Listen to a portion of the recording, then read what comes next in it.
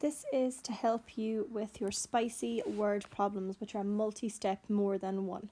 So this is the first one that you'll come across in your task today. On Sunday, I spent 144 minutes on my art project and 45 minutes on my numeracy homework. On Thursday evening, I spent a total of 86 minutes on my history project and 39 minutes reading.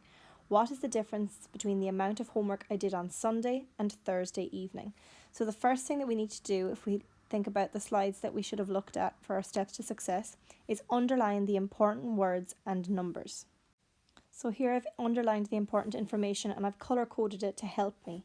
So on Sunday, I spent 144 minutes and 45 minutes. On Thursday, I spent 86 minutes as well as 39 minutes. And then it asks me, the question is, what is the difference between the two? So difference implies that we have to do subtraction, but before we can subtract, we need to find out the totals of how many minutes we spent on Sunday and how many minutes we spent on Thursday. So that's two separate addition calculations, which is the next part of our steps to success. Decide on the operation. So the first operation we're going to use is addition. Now here are my two sums. This is the amount of minutes I spent on Sunday and this is the amount of minutes I spent on Thursday.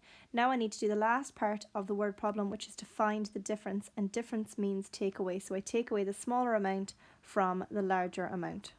So my last calculation is a takeaway one and I get 64. Now the last part of our steps to success says to make sure that you write your answer in the right format. So the format for this question was minutes. So we need to ensure that we write minutes at the end of 64 to imply that it's 64 minutes.